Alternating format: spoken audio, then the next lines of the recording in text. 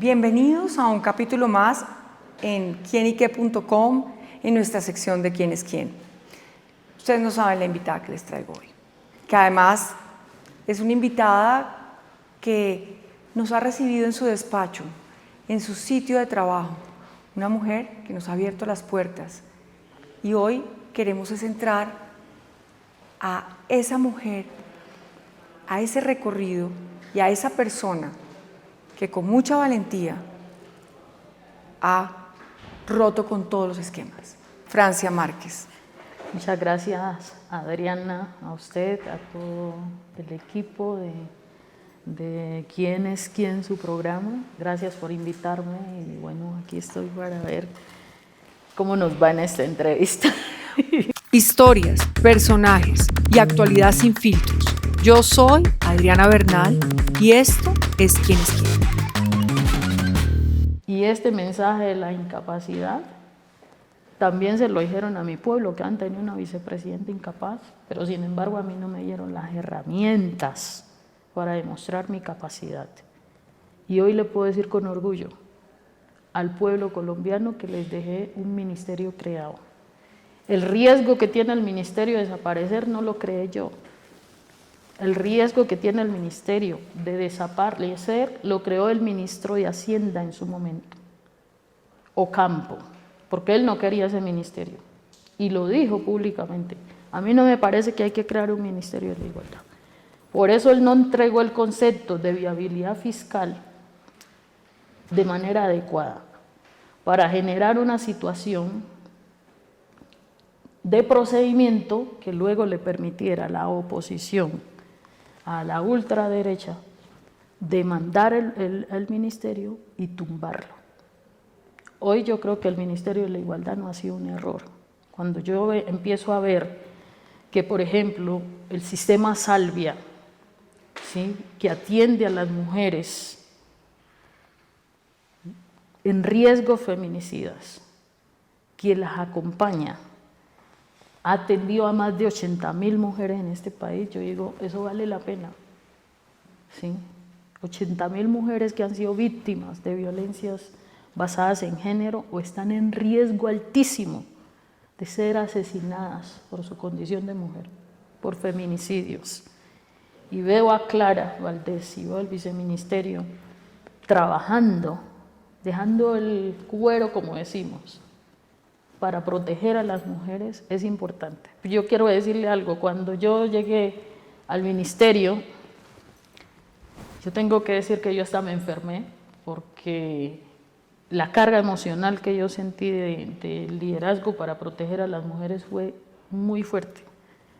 Todos los días, durante el tiempo que fui ministra, todos los días los medios de comunicación estaban diciendo: ¿dónde está la vicepresidenta? Acaban de asesinar a una niña en un lugar, acaban de asesinar a una mujer.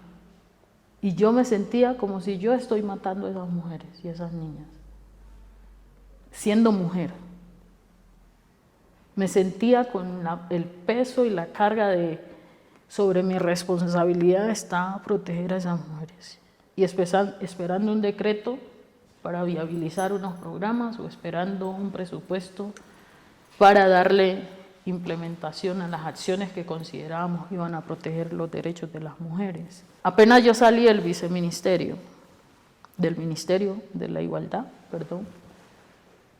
desaparecieron los mensajes de violencia contra las mujeres. ¿Desapareció la violencia contra las mujeres? No, se siguen presentando. Pero no volví a ver titulares como salían todos los días después que yo salí del ministerio, preguntando dónde está Francia Márquez, dónde, vea, asesinaron a una mujer. Eso no volvió a pasar. Entonces hay una matriz de opinión decidida por todas las formas a socavar mi liderazgo, a minimizar mis acciones. Medios de comunicación, la vicepresidenta se pronuncia fuertemente sobre el ataque. El resto de los logros de lo que yo había presentado no salió por ningún lugar. Entonces hay una intención de invisibilizar el trabajo de una mujer negra que por primera vez llega a ocupar este espacio. Hay una decisión Y yo por eso valoro y agradezco esta entrevista, porque me permite a mí contarle al país y hablarle en realidad de lo que ha pasado y de lo que hemos podido hacer. Entonces, en el marco de esa coordinación, avanzamos algo que ningún gobierno había hecho, en reglamentar la Ley 70 de 1993. Una hija del pueblo negro avanzó en la reglamentación de su ley en 3 decretos. Sacamos el decreto sobre recursos naturales y medio ambiente, el decreto sobre recursos mineros, el decreto sobre ampliación y saneamiento de los territorios de comunidades negras. Tengo que decirle a las mujeres de Colombia que hay un decreto que lideramos con el Ministerio de Agricultura para el acceso a tierra de las mujeres en las zonas rurales, mujeres campesinas, indígenas y afrodescendientes, porque pensamos en el acceso a la tierra para las mujeres, porque en este país la concentración de la tierra también está en términos del género. La propiedad de la tierra está en manos de los hombres y poder decir hay que permitirle a las mujeres acceder a la tierra es importante. Entonces trabajamos en eso. ¿Qué más hemos hecho? Sacamos 3 COMPES de política y cada COMPES trabajamos con planeación nacional. Casi 2 años nos tomó cada uno de esos COMPES. El COMPES de cuidado, que tiene un enfoque comunitario, con Natalia, eso ha sido maravilloso ese trabajo. Hoy se están fortaleciendo alrededor de 200 organizaciones cuidadoras en todo el país, madres comunitarias, parteras, reconociendo el trabajo de las enfermeras y el personal de salud que cuida, reconociendo los cuidados al patrimonio cultural, reconociendo los cuidados ambientales, reconociendo que el Estado tiene que asumir su papel de cuidar, porque aquí hay 17 millones de personas que requieren cuidados y hay 7 millones de personas que prestan ese servicio de cuidado sin remuneración y el Estado tiene que asumir la responsabilidad sobre el cuidado y reconocer a quienes cuidan, es fortalecer el reconocimiento de los derechos laborales de las mujeres empleadas del servicio doméstico es parte de la tarea, ¿sí? Y por eso nosotras incidimos en la reforma laboral para que los derechos de las mujeres empleadas del servicio doméstico se reconocieran, para que hubiera un contrato laboral escrito y para que esos derechos, para que esas mujeres cuando lleguen a la vejez tengan una pensión y tengan una vejez digna. Y ese fue parte del trabajo que hicimos en términos de ese reconocimiento. Creamos el COMPES para la población LGBTIQ+, que aunque se firmó unos días después que yo salí del ministerio, nosotros trabajamos casi 2 años en ese COMPES, con Francesca, que lo lideraba. Trabajamos en el COMPES de Política Pública para el Pacífico, que le deja asegurado un presupuesto de 12,3 billones de pesos al Pacífico para los próximos 10 años, que articula los pactos territoriales del Chocó, del Cauca y de Nariño, y que además articula unos proyectos de importancia estratégica.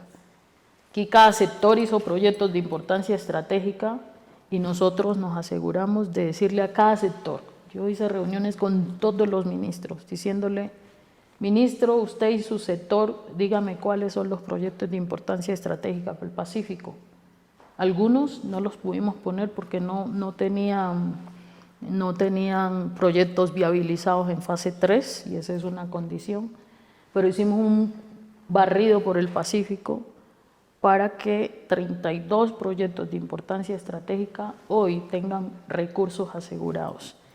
Entre los pactos territoriales, entre los proyectos de importancia estratégica y entre la política de desarrollo integral para el Pacífico, le estamos dejando asegurado un presupuesto de casi 60 billones de pesos a la región del Pacífico, que va a transformar su realidad en garantías de servicios públicos domiciliarios, garantía de acceso a recursos para el desarrollo económico y social de la región, teniendo en cuenta la biodiversidad, fortalecimiento del turismo, entre otras líneas estratégicas que dejamos ahí.